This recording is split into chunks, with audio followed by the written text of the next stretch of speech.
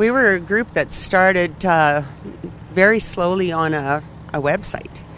And we are now 20,000 strong in, I believe, 4 months. We're now 20,000 strong. And rather than have the cyber voices, like everybody clicking away on their computers, we thought, why don't we bring these people together so they can see that the other people shake hands, touch each other, they all have the same story, hug each other. It's like meeting neighbors after a long time, and we're all on the same page. We all are there for the same reason. Hence, we can bring our children, our small children. There's no violence, there's no rowdiness and whatever, but we're going to be heard.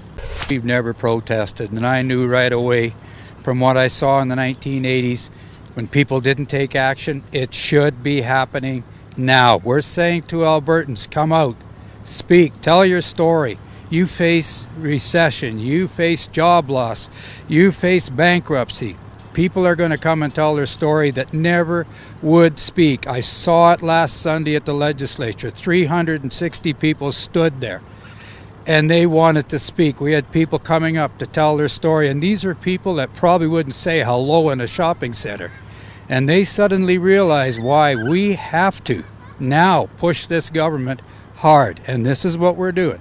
We're pushing. This is what we're after. Stand up for Alberta. Govern this province accordingly. Work with industry. Create jobs. Get active is what we're saying. That's it. Yeah, we're tied to this industry. I think everybody in Alberta is tied to this industry. You know, whether you work at a Tim Hortons or a gas station or a mechanical shop, if there's no industry, there is none of that.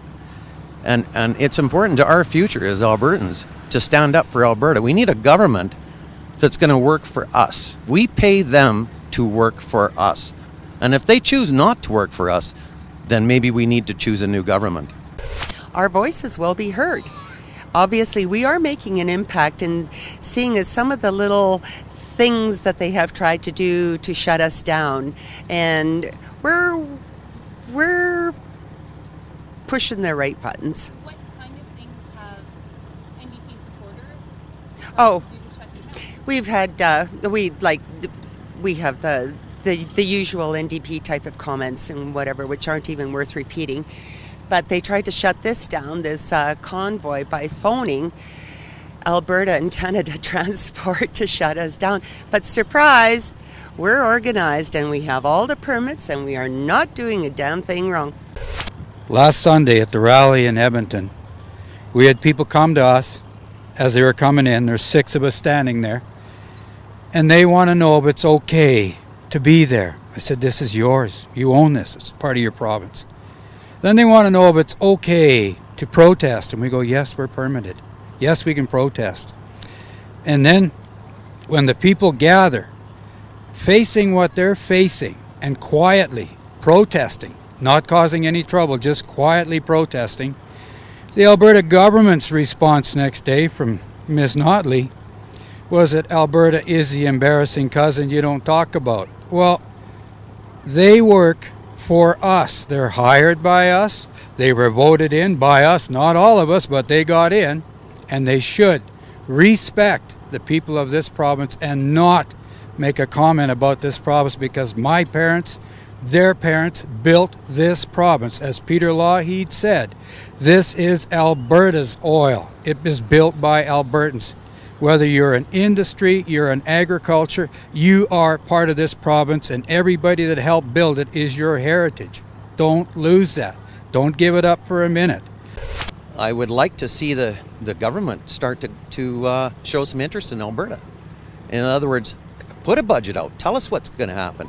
We know there's going to be increased taxes. That's no surprise. We know there's going to be changes. That's no surprise. But we need to know, for every day that we stop our industries in this province and people are in fear, we're losing. They got voted in. And when they got voted in, they should have been ready to run our province. A lot of people say that, it's they haven't had time. They haven't had a chance. No, they had a chance. They got voted in. They should have been there the next day to support us. But what did they do? Well, they had to go on vacation. They had to go help out other people campaign in other provinces. And you know what? Those people that we voted in here, Alberta is paying them to do a job. They're not paying them to go campaign in other provinces. That's on our bill. You know, and it's already starting. I mean, they're handing down things like more taxes and whatnot. We don't even have a budget.